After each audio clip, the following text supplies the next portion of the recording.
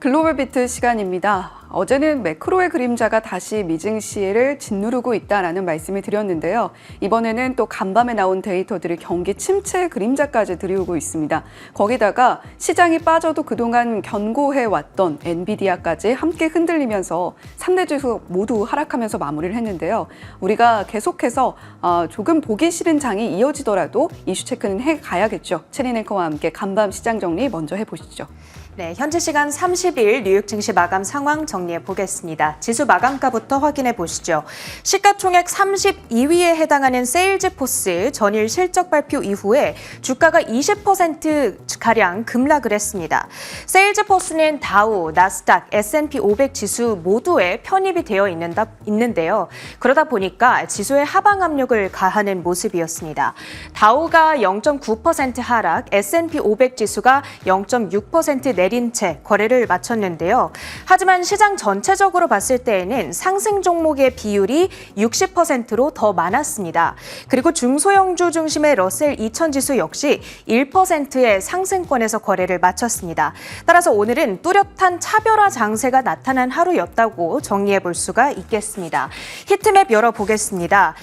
종목별, 업종별 희비가 명확하게 갈렸는데요. 기술주와 커뮤니케이션 섹터를 제외하고 나머지 9개 업종이 상승으로 거래를 마쳤습니다. 빅테크주들이 모여있는 기술주 소식을 먼저 확인해 보겠습니다. 먼저 실적 쇼크를 발표했던 세일즈포스 소식인데요. 이 클라우드 기반의 고객 관리 플랫폼, 그러니까 CRM 서비스를 제공하는 기업입니다. CRM 분야에서만큼은 업계 1위로 평가받는 기업인데 실적 결과 뭐가 그렇게 문제였는가 들여다보면 일단 매출이 기대치를 밑돌았습니다. 그런데 이렇게 매출 미스가 나왔던 건 2006년 이후 18년 만에 처음이었던지라 그 충격이 더욱 크게 다가왔고요. 거기다가 2분기 EPS와 매출 가이던스도 월가 기대치를 밑돌았습니다. 그리고 어제 있었던 어닝콜에서 CFO가 이번 회계연도 전반에 걸쳐서 수주량이 둔화할 거다라고 전망을 하기도 했습니다. 이런 여러 가지 요인들이 맞물리면서 주가가 19.74% 급락세를 나타냈다고 평가해 볼 수 있겠습니다. 그 밖에 빅테크 소식들도 점검합니다. 먼저 엔비디아, 주가가 어제까지 나흘 연속 오르다가 오늘은 하락으로 전환을 했죠. 3.7% 차익 실현 매물이 출회했습니다. 보관 금액을 기준으로 서학개미가 가장 많이 들고 있는 종목이 이제는 엔비디아가 됐습니다. 약 4년 동안 부동의 1위 자리를 지키던 종목이 바로 테슬라였는데요. 테슬라를 드디어 제친 종목이 나타나게 된 겁니다. 최근 엔비디아의 주가가 연일 급등을 하게 되면서 보관 금액 기준이 늘어난 것으로 판단이 되고 있습니다. 자, 그런가 하면 그런 엔비디아를 겨냥하기 위해서 여러 기업들이 손을 잡았다라는 뉴스가 간밤 전해지기도 했는데요. AMD와 구글, 마이크로소프트 등이 포함이 되고요. 이들이 협력 조직을 구성했습니다. AI 가속기 연결을 위한 기술 개발에 나선 건데 AI 가속기란 AI 학습과 추론에 특화된 칩이라고 합니다. 속도를 높이는 한편 지연을 줄이는 데에 목표를 두고 있다고 합니다. 자, 이렇게 오늘은 비록 세일즈포스의 실적 쇼크로 인해서 여러 빅테크주들이 하락세를 나타냈습니다. 하지만 너무 실망할 필요는 없는 것 같은데요. BTIG 측에서는 엔비디아가 주도하는 메가캡 기술주 상승이 시장을 앞으로 계속해서 지탱해 줄 거다라는 평가를 내놨습니다. 시클리컬 쪽에서 빠지는 자금이 계속해서 안정적으로 인식되는 메가캡 기술주들로 유입되는 순환매가 이어지고 있다는 점에 주목하고 있습니다. 그 밖의 특징주들 확인해 봅니다. 첫 번째로는 장 마감 후 실적을 발표한 델 테크놀로지스, AI 서버 출하량이 2분기 연속 2배 이상 폭증했다라는 소식을 전했습니다. AI 서버 주문량이 260억 달러로 나왔고요. AI 서버 출하량은 170억 달러로 나타났습니다. 이 델 테크놀로지스의 실적은 앞으로 AI 섹터 랠리가 지속될 것인가 그 여부를 우리가 가늠해 볼 수 있는 지표였다는 점에서 특별히 주목을 받았는데요. 아쉽게도 주가는 현재 시간을 거래해서 급락 반응을 나타내고 있습니다. 현재는 13% 넘게 빠지고 있는 상황, 여기에 대한 자세한 분석은 잠시 후 챙겨드리도록 하겠습니다.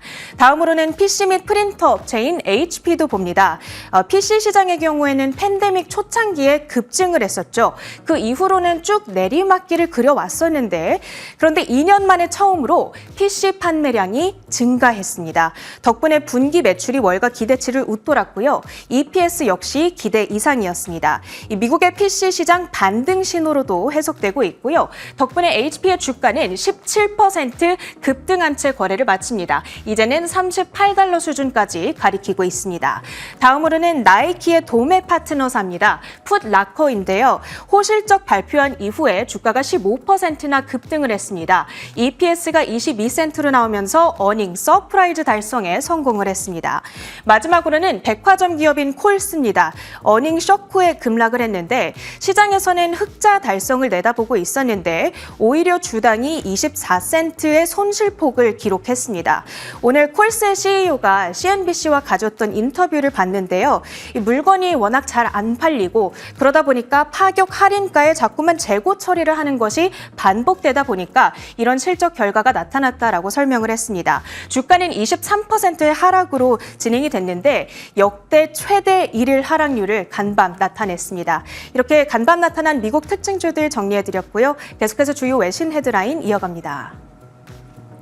네, 간밤 매크로 데이터가 또다시 시장을 압박하는 모습을 보여줬습니다. 언제는 경기가 좀 둔화돼야 된다라고 강력하게 이야기가 나오더니 간밤에 나온 지표는 경기 침체를 가리키는 것이 아니냐라는 우려감을 또 한 번 짙게 들이운 건데요. 자, 간밤에는 1분기 GDP 수정치가 발표가 됐습니다. 더불어서 매주 목요일에 나오는 신규 실업수당 청구 건수도 받아들 수가 있었는데요. 어떻게 나왔는지 하나하나 체크해 보시죠.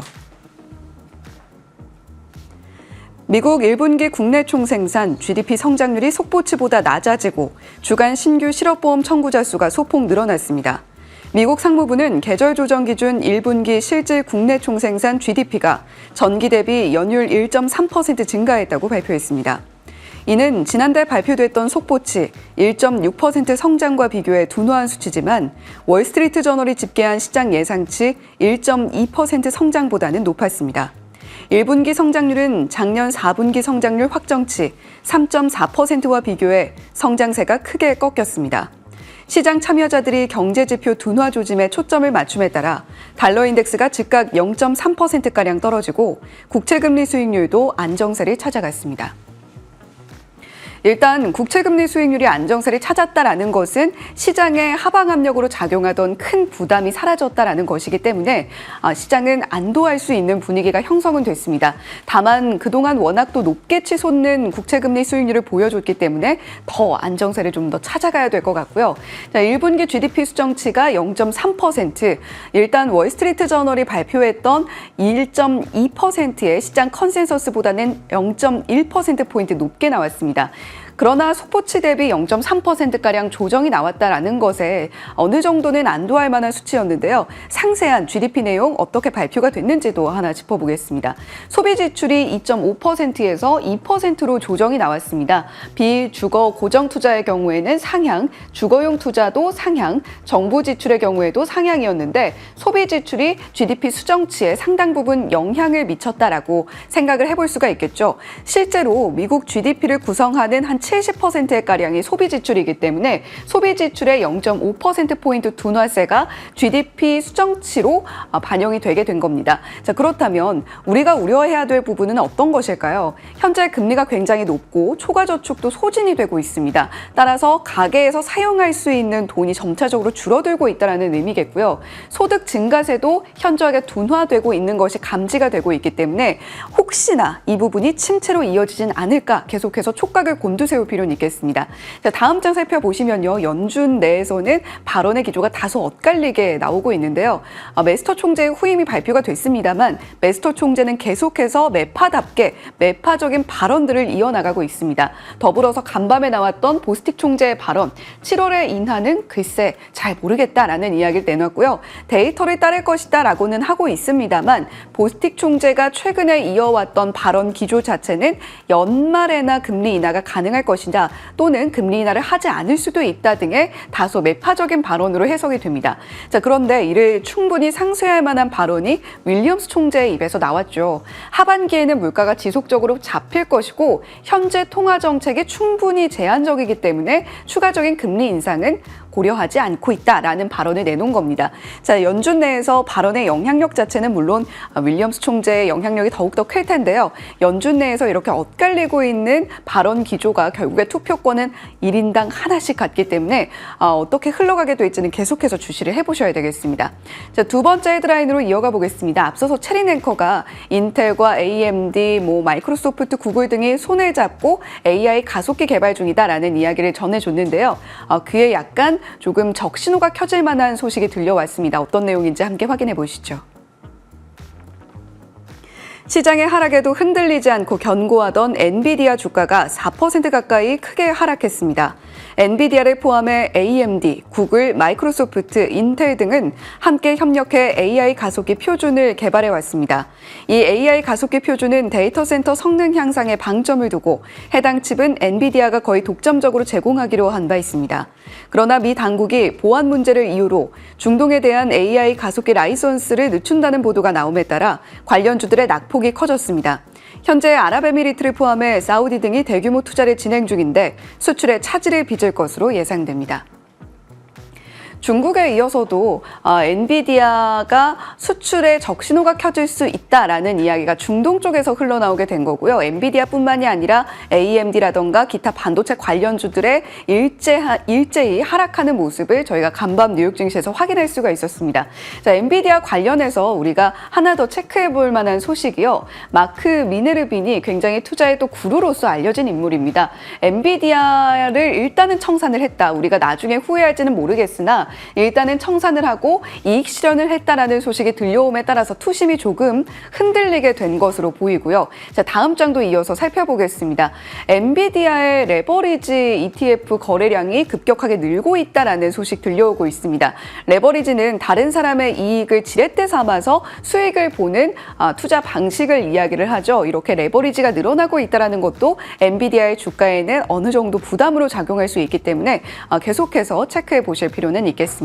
자, 세 번째 외신 헤드라인으로 바로 이어가겠습니다. 앞서서 체린 앵커가 데일 테크놀로지스 실적 발표 관련해서 내용을 전해주긴 했습니다만 시간 외에서 주가가 16%나 넘게 빠지고 있습니다. 왜 그런지 저희가 하나하나 함께 뜯어보죠.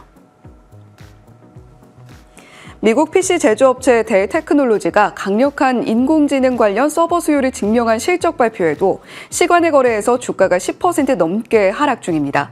델은 이달 3일로 마무리된 1분기 매출이 222억 4천만 달러로 1년 전보다 6% 정도 늘었다고 밝혔습니다.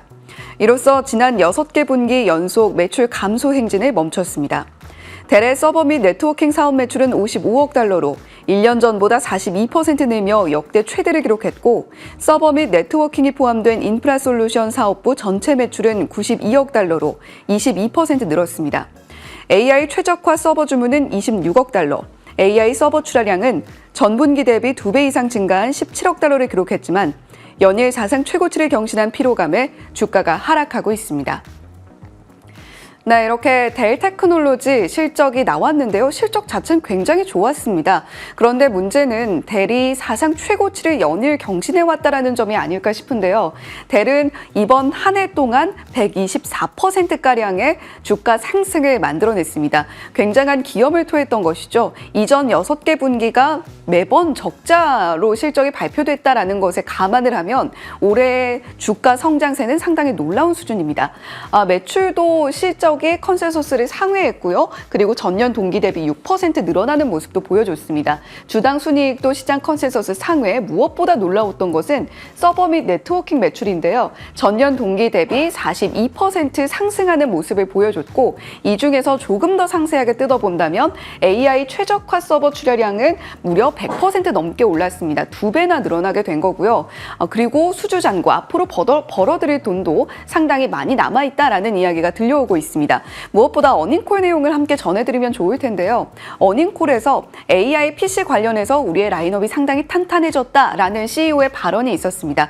하지만 그럼에도 불구하고 이 월가는 여전히 목표가가 제자리 걸음을 걷고 있는 모습인데요. 최고로 제시를 하고 있는 델 테크놀로지의 목표가가 185달러가량이 되긴 합니다만 현재 델 테크놀로지의 주가가 거의 근접했다라는 점을 감안을 한다면 오히려 상방보다 하방이 더 열려있는 목표가를 제시하고 있는 증권 월가의 목표가가 많습니다. 이런 부분들을 체크해서 델 테크놀로지에 대한 투자도 참고를 해보시면 좋겠습니다. 자, 마지막으로 유가와 비트코인, 금 가격까지 함께 살펴보시죠.